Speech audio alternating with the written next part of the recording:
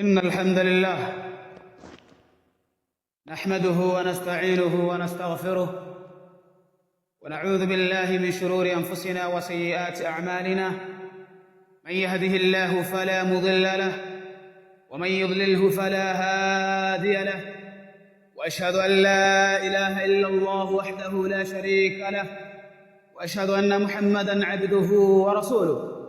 أما بعد، فإن أحسن الكلام كلام الله، وخير الهدي هدي نبينا محمد صلى الله عليه وسلم، وشر الأمور محدثاتها، فإن كل محدثة بدعة، وكل بدعة ضلالة، وكل ضلالة في النار. أعاذني الله وإياكم من عذاب النار. يقول الله جل وعلا: يا أيها الذين آمنوا اتقوا الله حق تقاته ولا تموتن إلا وأنتم مسلمون. وقال جل شأنه: يا أيها الناس اتقوا ربكم الذي خلقكم من نفس واحدة وخلق منها زوجها وبث منهما رجالا كثيرا ونساء، واتقوا الله الذي تساءلون به والأرحام إن الله كان عليكم رقيبا. وقال جل جلاله: يا أيها الذين آمنوا اتقوا الله وقولوا قولا سديدا يصلح لكم أعمالكم ويغفر لكم ذنوبكم، ومن يطع الله ورسوله فقد فاز فوزا عظيما.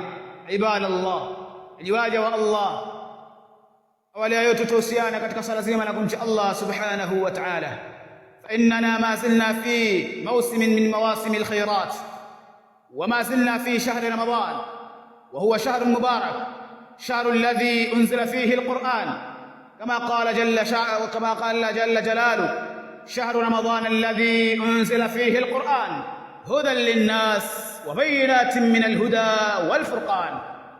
كما alivyoeleza Allah subhanahu wa ta'ala, mwezi wa Ramadhani ambao ndani imeshushwa Qur'an ikiwa ni mwongozo kwa watu, wa bainatin min alhuda walfurqan, na ikiwa katika hali ya kuwa ni kubainisha baina ya haki na batil, baina lile lenye kufaa na lile ambalo si lenye kufaa. Ndugu katika imani, hakika bado tupo katika msimu miongoni mwa misimu iliyokuwa ya kheri, msimu miongoni mwa misimu ambazo adhamaha Allah subhanahu wa ta'ala, miongoni mwa misimu ambayo Allah subhanahu wa ta'ala kaitukuza misimu hiyo.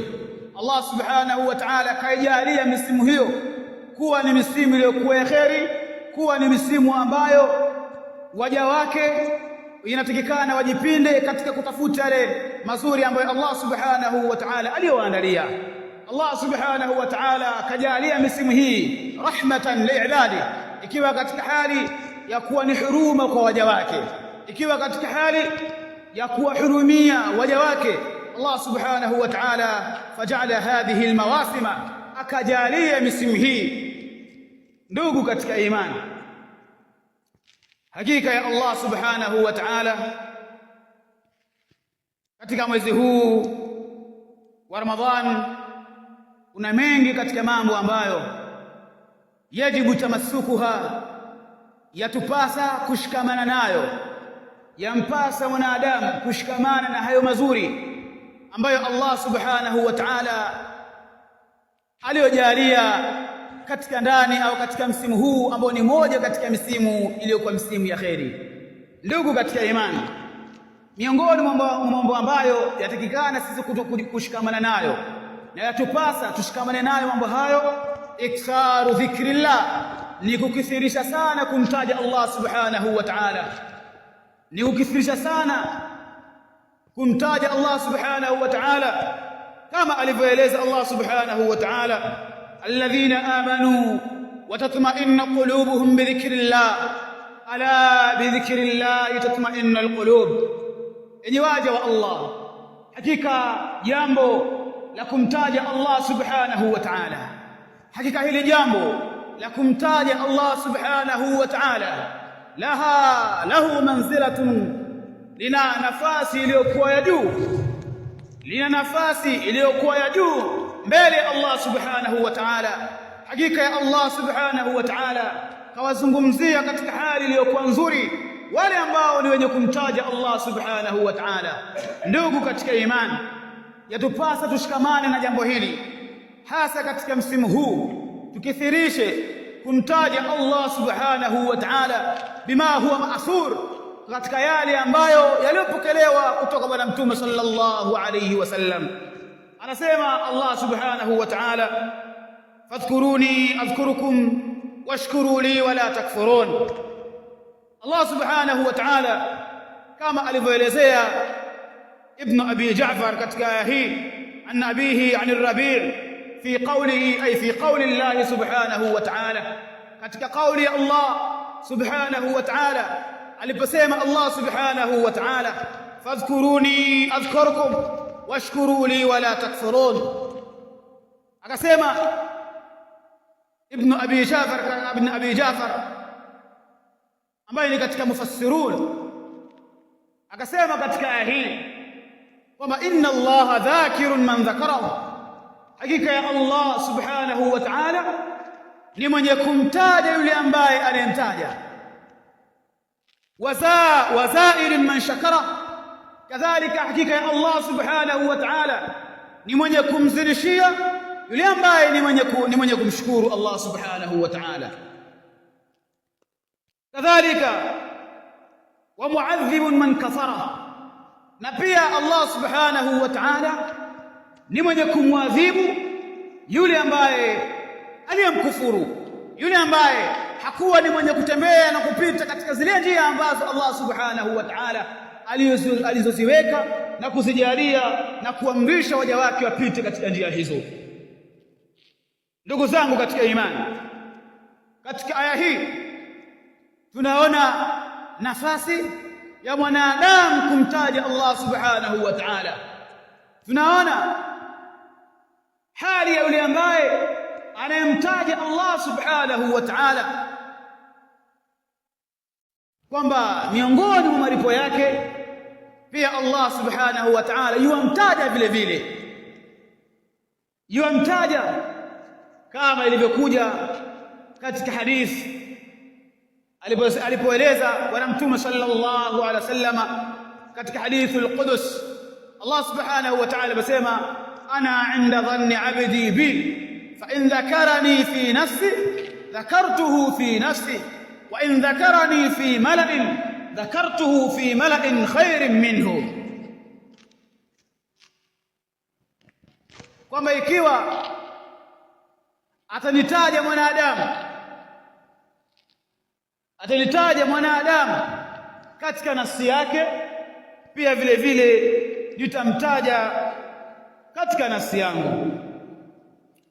Lakini pia vile vile wa in dhakarani fi mala'in dhakartuhu fi mala'in khairin minhu, kwamba ikiwa atanitaja katika mkusanyiko wa watu, pia vile vile nitamtaja kwa mkusanyiko uliokuwa bora, kwa maana ya kwamba anapata malipo na ujira yule ambaye ni mwenye kumtaja Allah subhanahu wa ta'ala. Moja katika malipo yake pia Allah subhanahu wa ta'ala yuamtaja vile vile, kama ilivyokuja katika maneno haya ya Ibn Abi Ja'far. Lakini pia vile vile katika aya hii washkuruni wala takfurun, kwamba Allah subhanahu wa ta'ala anamzidishia yule ambaye anayemshukuru kwa zile neema ambazo alizomjalia, basi Allah subhanahu wa ta'ala yuamzidishia mtu huyo mwenye kushukuru. Kadhalika ni mwenye kumwadhibu yule ambaye ni mwenye kumkufuru Allah subhanahu wa ta'ala. Na miongoni mwa mabora ya kumtaja Allah subhanahu wa ta'ala, aeleza Allah subhanahu wa ta'ala, alladhina amanu wa tatma'innu qulubuhum bidhikrillah, ala bidhikrillah tatma'innu alqulub. Alipoeleza Allah subhanahu wa ta'ala kwamba wale ambao walioamini watatma'innu qulubuhum, na nyoyo zao zikatulizana fi imani, katika ile imani yao, watatma'innu qulubuhum bidhikrillah, mioyo yao ikatulizana kwa ile imani yao katika hali ya kumtaja Allah subhanahu wa ta'ala. Ala bidhikri llahi tatma'innul qulub, ala fahamuni ya kuwa bidhikri llah, kwa kumtaja Allah subhanahu wa ta'ala, tatma'innul qulub, nyoyo zinapata utulivu. Moyo mwanadamu unapata utulivu kwa kumtaja Allah subhanahu wa ta'ala. Na katika hili aeleza Sheikh Saadi katika kutafsiri aya hii aliposema kwamba haqiqun biha annahu la tatma'innu li shay'in, ay la tatma'innu alqulub li shay'in siwa dhikri llah, kwamba hakika ifahamike haitulizani, uhakika wa mambo haitulizani mioyo ya mwanadamu, haitulizani mioyo ya wanadamu kwa kitu kingine kisichokuwa kitu cha kumtaja Allah subhanahu wa ta'ala, isipokuwa hii siwa, wa hiya min hurufi al-istithna, kwa maana ya kwamba la tatma'innu al-qulub li shay'in siwa dhikra Allah, kwamba mioyo haipati utulivu kwa kitu kingine kisichokuwa kumtaja Allah subhanahu wa ta'ala, isipokuwa kumtaja Allah subhanahu wa ta'ala. Kwa kufanya hivyo ndipo kunapatikana utulivu wa moyo wa mwanadamu.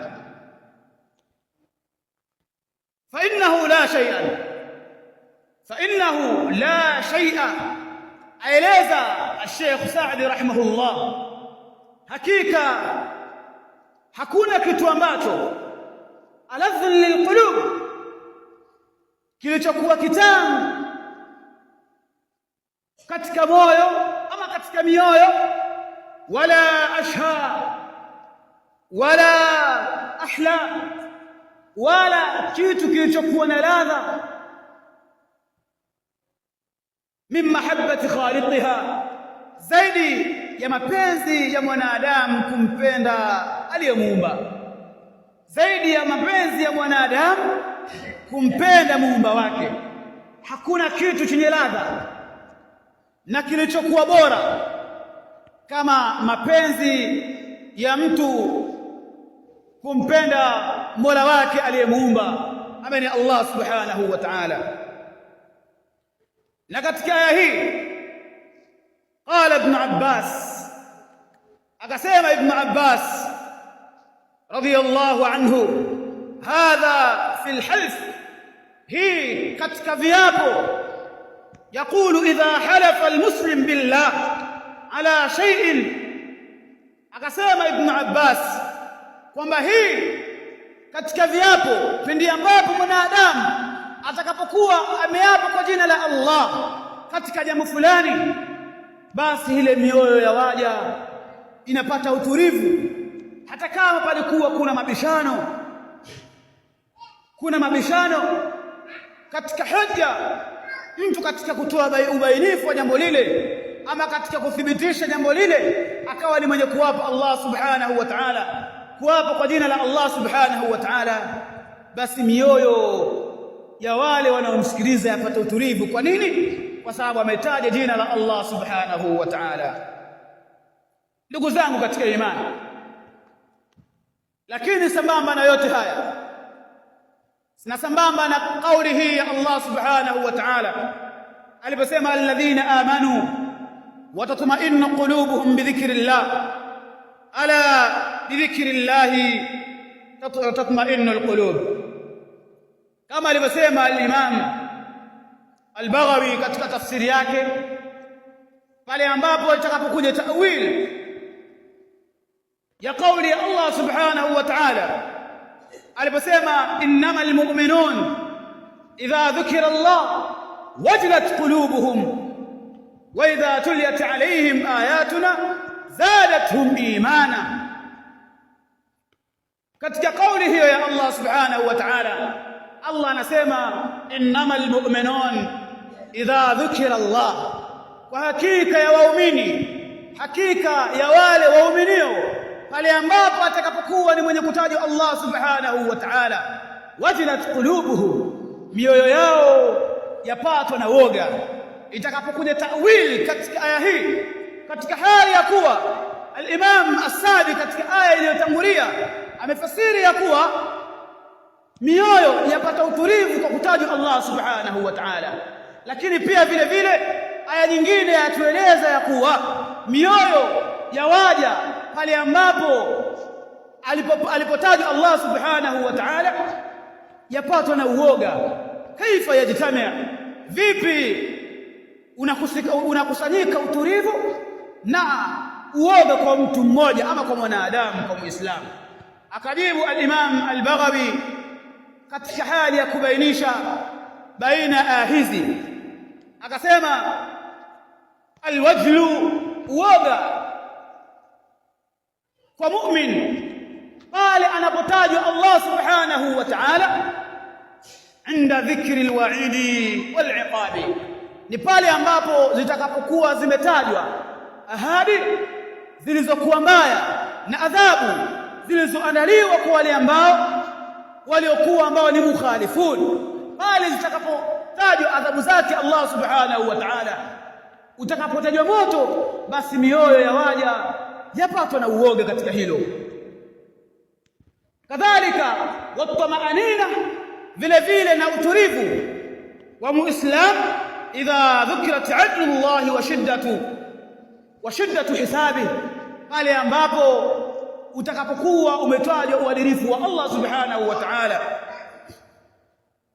na ule uzuri wa hisabu yake, pale mioyo ya wanadamu, mioyo ya waja katika hali hiyo inakuwa na utulivu, kwa maana ya kwamba mioyo ya wanadamu inakuwa na uoga pale ambapo zitakapokuwa ni zenye kutajwa adhabu za Allah subhanahu wa ta'ala, na inakuwa ni yenye kuwa na utulivu pale ambapo yanapokuwa yametajwa ni mazuri na ule uadilifu wake Allah subhanahu wa ta'ala. Ndugu zangu katika imani, hizi ni kheri ambazo zapatikana katika kumtaja Allah subhanahu wa ta'ala, katika kumtaja Allah subhanahu wa ta'ala. Haya yote yaliyotajwa yatilia umuhimu na ukubwa wa watu kukithirisha sana kumtaja Allah subhanahu wa ta'ala. Ud'u rabbakum wa antum muqinuna bil ijaba.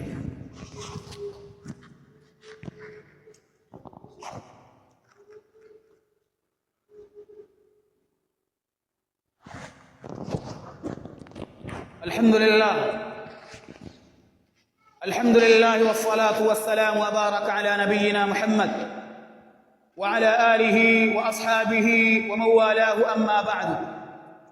أيها الناس عباد الله، أوصيكم مرة ثانية بتقوى الله سبحانه وتعالى، فإنه ولقد فاز المتقون، لقد فاز المتقون. Enyi waja wa Allah, katika khutba hii ya pili napenda kuhusieni kadhalika vile vile katika kumcha Allah subhanahu wa ta'ala, ambapo usia huo ni wasiyatullahi lilawwalin wal akhirin, ndio usia wa Allah subhanahu wa ta'ala kwa wale wa mwanzo na wale waliokuja baada yao.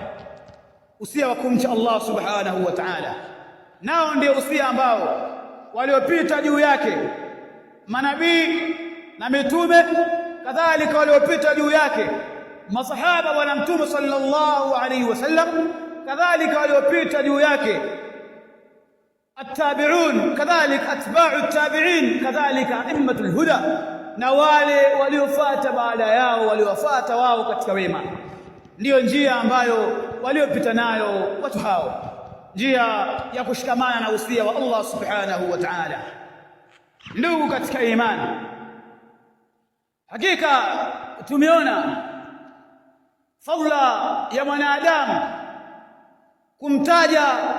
kukithirisha kumtaja Allah subhanahu wa ta'ala, kukithirisha kushikamana na adhkari za kumtaja Allah subhanahu wa ta'ala ala ma thabat, katika yale ambayo yaliyothibiti, na kinyume chake haitakuwa ni yenye kufaa kwa mtu kumtaja Allah subhanahu wa ta'ala katika yale ambayo lam yathbut, hayajathibiti kwa bwana mtume sallallahu alaihi wasallam kwamba alimtaja Allah subhanahu wa ta'ala katika hali kama hiyo.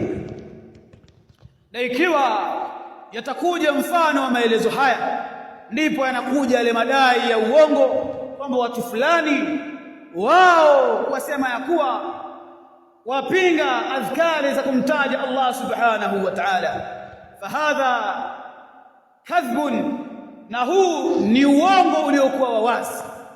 Ndugu katika imani, hakika jambo la kumtaja Allah subhanahu wa ta'ala ndiyo njia waliokuwa nayo wema waliotangulia, ndiyo njia waliokuwa nayo masahaba, ndiyo njia waliokuwa nayo mitume, kama alivyoelezea Allah subhanahu wa ta'ala, inna Ibrahima la halimun awwahun munib, kwamba hakika ya Ibrahim la halimun, alikuwa ni mpole kwa wale watu wake, kadhalika awwahun munib, pia vile vile alikuwa ni mwingi wa kumtaja Allah subhanahu wa ta'ala.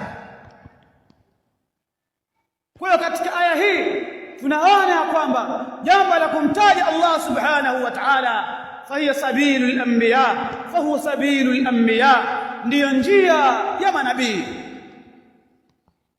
wakadhalika huwa sabilus salihin, pia ndiyo njia ya wale wema waliotangulia. Ndugu katika imani, katika misimu kama hii, kama tulivyoona katika hadithi niliyotangulia kuisoma mwanzo huko, kwamba Allah subhanahu wa ta'ala katika hadithul qudus alipoelezea kwamba ana inda dhanni abdi bi, alipoelezea kwamba Allah subhanahu wa ta'ala yupo katika dhana za mja wake, fa in dhakarani fi nafsi dhakartuhu fi nafsi, kwamba ikiwa wanadamu atamtaja Allah subhanahu wa ta'ala katika nafsi yake, pia Allah subhanahu wa ta'ala atamtaja katika nafsi yake. Lakini pia vile vile wa in dhakarani fi mala'in dhakartuhu fi mala'in khairin minhu, na ikiwa atanitaja katika mkusanyiko, dhakartuhu fi mala'in khairin minhu, nitamtaja katika mkusanyiko uliokuwa bora zaidi ya mkusanyiko huo alionitaja mimi.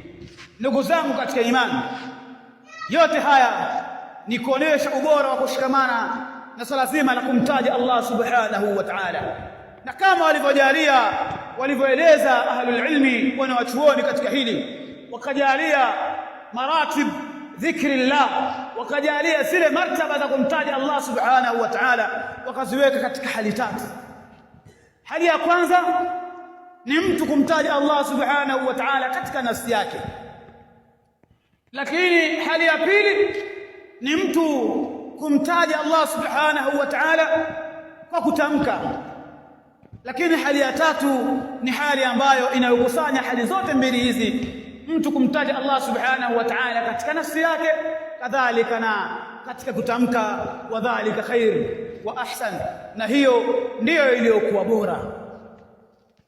Ndugu zangu katika imani, moja katika adhkari ambazo yatupasa kushikamana nazo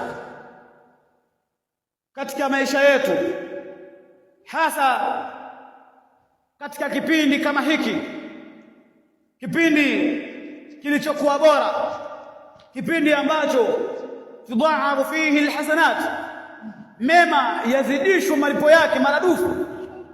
Moja katika adhkari ambazo yatakana tushikamane nazo ni kama alivyoeleza bwana mtume sallallahu alayhi wasallam, kalimatani khafifatan ala al-lisan thaqilatan fi al-mizan habibatani ila ar-rahman subhanallahi wa bihamdihi subhanallahi al-azim.